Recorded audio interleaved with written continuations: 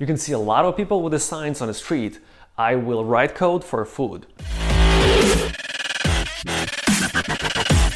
Good afternoon, friends. This is Sergey Kromchenko from Los Angeles, California, Senior Engineering Manager of SDAT, founder of Codemify Online Bootcamp, and today we're going to discuss 2022 economical crisis and how can you get a job in the QA field during such an insanely crazy 2022. Let's go. Alrighty, before we get into the job market for the QAs, let's talk about the world's economical crisis and what is it actually happening right now. So there are four major reasons. First of all is 5 hateful letters that you guys all know about. COVID.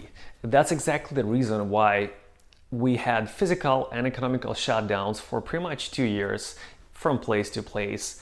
And that's why factories in China were shut down. That's why we have a shortage of the goods in US and all over the world. And that has caused the second reason, which is US government printing trillions of dollars nonstop for quite a while, which caused third reason, which is IT field getting overwhelmed, getting overpriced and getting overvalued because they had a lot of money coming from all over the world and dumping it into stock.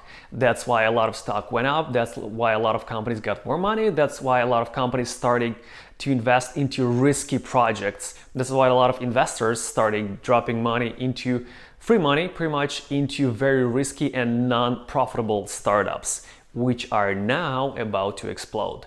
And a fourth reason, Russian invasion to Ukraine, which is causing a lot of supply and a food shortage. If you guys did not know, Ukraine is the third world largest agriculture exporter to Europe after United States and Brazil. So what are the consequences of it? Well, if you guys step out from my apartment outside here in Los Angeles, you can see a lot of people with the signs on the street. I will write code for food. I will create mobile apps for food. I'm just kidding, that's a joke. Enough is enough. So what are the consequences? Consequences are the following. Startups are not going to be getting any more investments. They might get some if they have very well laid out business models and they are looking to be profitable very soon. But if your startup or other startups are not profitable, if they are risky, most likely they will get zeros. What's going to happen after that? Well, based on that, we're going to see a lot of bankruptcy filing. A lot of startups are going to be shut down. Those that have not made any money and they are not looking to make any money soon. What is it going to cause? Well, it's going to cause a lot of people being laid off and a market getting filled with the professionals from those startups. So that was about the risky startups and the non-profitable ones. So what about non-risky and profitable startups or big companies like Amazon, Apple, etc.? Well, those companies are going to freeze some of their hiring. Not everything, for sure, because we can see they're doing a lot of hiring, they're opening new positions, they're opening new projects, but they will do some of the hiring freeze, which means they will hire much less. What is that going to happen? Amount of people in the market going to keep getting bigger.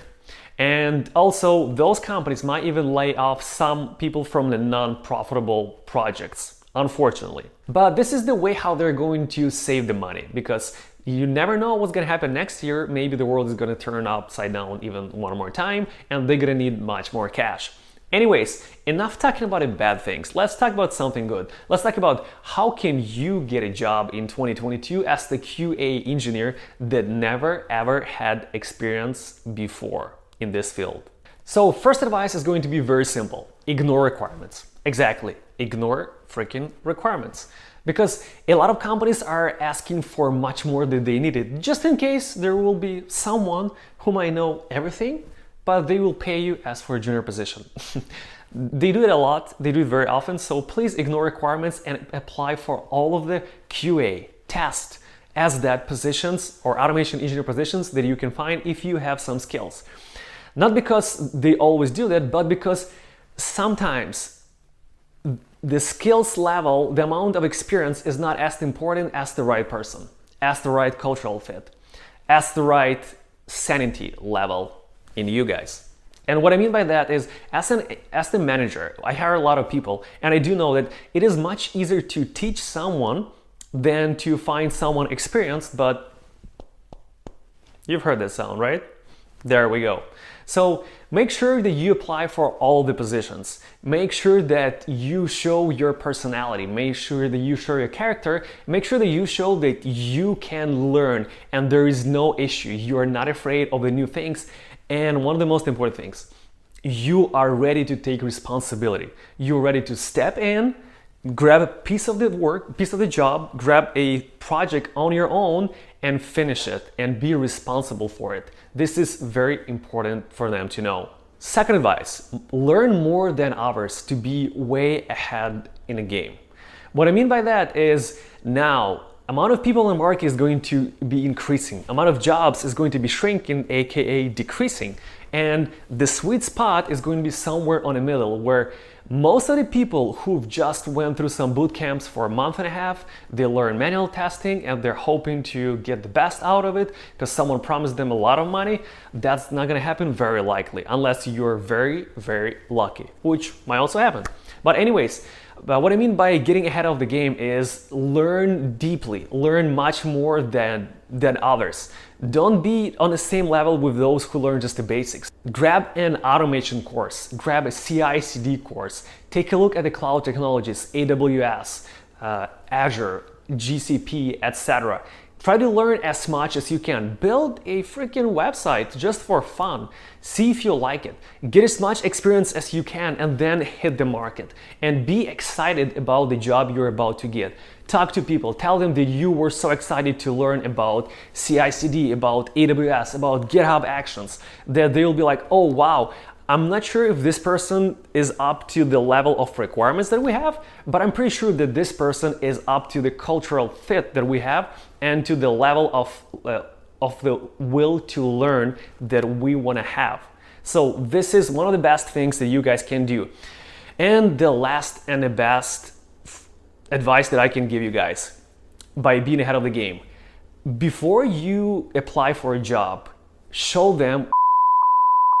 What I mean is, whenever you guys want to marry someone, you don't come and say, hey, do you want to marry me?